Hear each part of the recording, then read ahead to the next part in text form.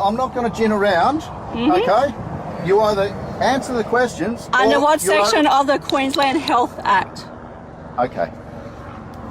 You are not permitted to leave. Okay. You are under arrest. Understand that. Today we're bringing you never seen before police body cam footage from one of the first COVID fines issued down under in April last year. $644 and a COVID-19 ticket, $13.33, so just under $2,000 worth of tickets for efforts. Nice work. Thanks, mate. At the time, Anna Stancobe's live feed went a little bit viral, which she only managed to start a few minutes into being pulled over by Senior Constable Alan Ward.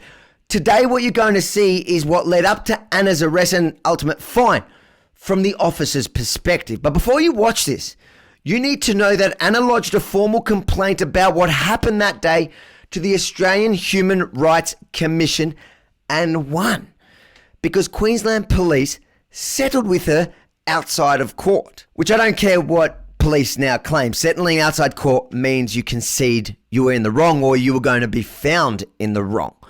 But guess what? They've refused to withdraw her COVID fine that is now in front of the criminal court, which is why I need your help at fightthefines.com.au, because we're going to crowdfund her defense. So watch, share, then please give what you can to help us help Anna at fightthefines.com.au.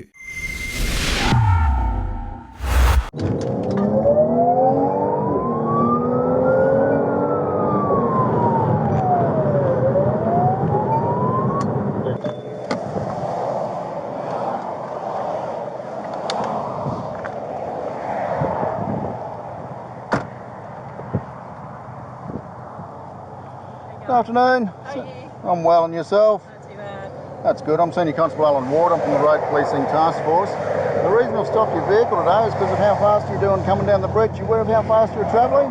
So he claimed he was just pulling her over for speeding, but suddenly things got very weird.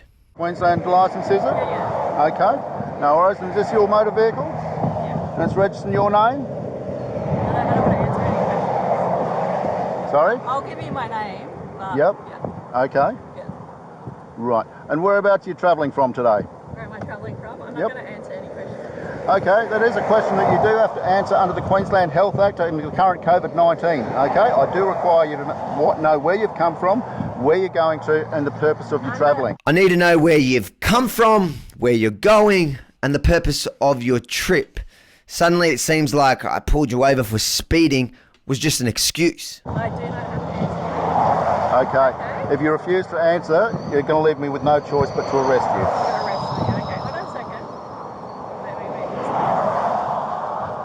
Wait. Okay, I'll come back to you in a sec. That's a little over the top, I'd say. If you don't tell me where you came from, where you're going, and why you're in your car with your child, I'll have to arrest you.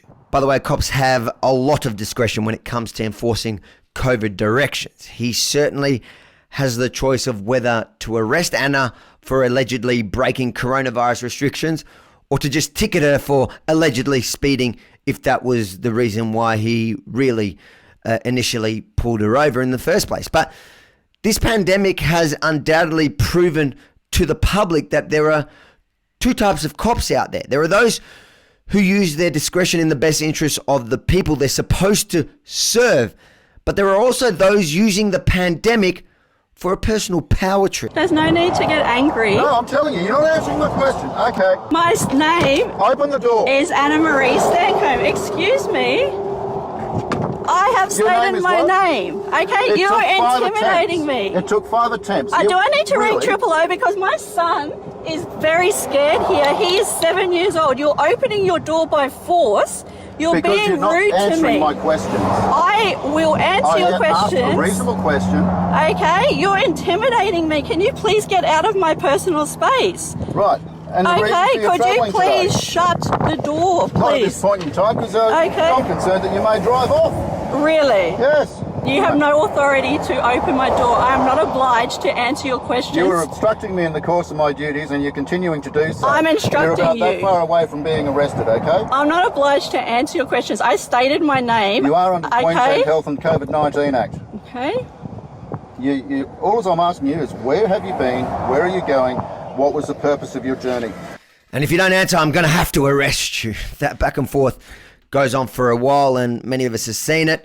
It goes on for about 40 minutes. Anna certainly has some very strong views. Some I agree with, some I don't. But considering she was pulled over for speeding, but it became all about COVID, I'd say she handled herself pretty well. On the other hand, Senior Constable Ward, the person with all the power in this situation, became more and more unprofessional, using his newfound COVID powers to go way overboard. Where have you been? Where are you going? And what was the purpose of your journey? Okay. Under what legislation? It's under the Queensland Health Act. Okay, Queensland Health Act. I'll just look that up, shall I? No, I'm not going to gin around, okay? You either answer the questions... Under what section of the Queensland Health Act? Okay. You are not permitted to leave. Okay. You are under arrest. Understand that. You could be asking, why didn't she just answer where she was going and why she was in the car with a kid? Well, you may be right, but if you ask any criminal lawyer, they'll always advise you to say as least as possible, because whatever you say, if it can be, it will be used against you later in court. She gave her name and her address, which is all she's required to do. After all that, to me, the most unbelievable part of his body cam was the moment Senior Constable Ward gets back into his vehicle and scoffs at finding Anna over his radio and being given a pat on the back for doing so. Did she eventually answer your question? No, she got a silver medal, which is, what, $644, and a COVID-19 ticket, $13.33, so just under $2,000 worth of tickets for efforts. Nice work. Thanks, mate. Okay, I'm just continuing the arrest now because I've issued infringement notices as a means of finalising the arrest. Do you have any questions at all? Can I please have your badge number? No. Thank you for joining us, Anna.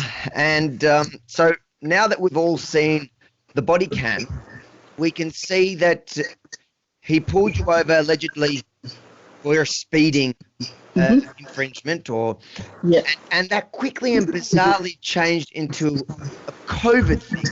Yes. Now, since then, it's been a while. It was last year. Since then, they've settled in the Human Rights Commission, which to me is kind of conceding that something was not right about what happened that day. Were you shocked that they haven't withdrawn the fine since then? Extremely shocked. That's what I just asked them to do, but they said that they wouldn't or couldn't.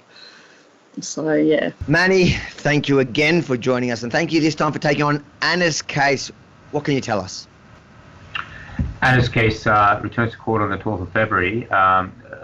The matter had been before the court previously, and she has entered the plea of not guilty to the two offences. However, no brief of evidence has yet been served on us.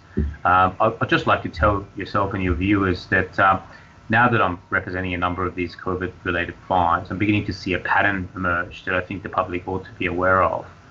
One of them is that it's becoming more and more clear that there is a sort of a tendency for more vulnerable people to be targeted with these fines, generally single mothers or people who are on pensions and things like that. So there's a degree of vulnerability in the victims or the people that are being targeted.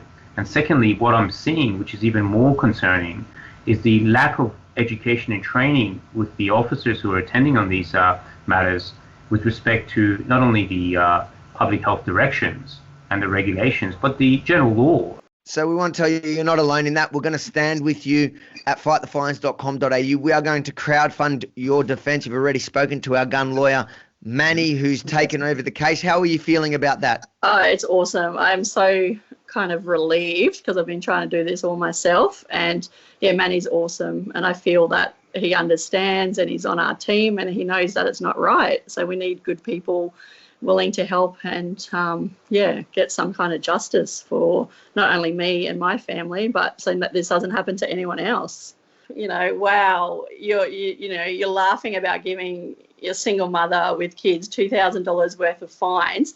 And then when I saw him sort of race off using an iPad while driving on the highway, I'm just like, oh my goodness, you're breaking every safety road rule there is, but you're, high-fiving like your workmates because you've just given a single mother $2,000 worth of fines. Like, unbelievable, absolutely unbelievable. But that's what they're doing. 100%. It is unbelievable. Yeah. It just goes to show that it has nothing to do with traffic safety, and you can apply that same mentality to COVID enforcement. What would you like to say to people out there that are supporting the campaign at fightthefines.com.au to help ensure that we can fight for you and other Aussies like you around the country? Yeah, just please, it's awesome. Like, I finally feel supported, and it's been a long time trying to find someone to help. So, if you can donate to the cause, that would be very much appreciated, because it is being used to help people like me, just everyday mums and families, and to trying to stop this corruption. Because if we don't fight it, the police and everyone else, government, are just going to get away with keep harming people. So we all collectively have to help. Yeah. That's right. Everyone has their part, and your part is to stand strong and not give in, and we're going to stand by your side to ensure that happens. Thank you so much. We'll keep in touch as this progresses and let people know, hopefully, how successful their donations are. Yeah, awesome. Thank you so much. Thank you. Thank you so much.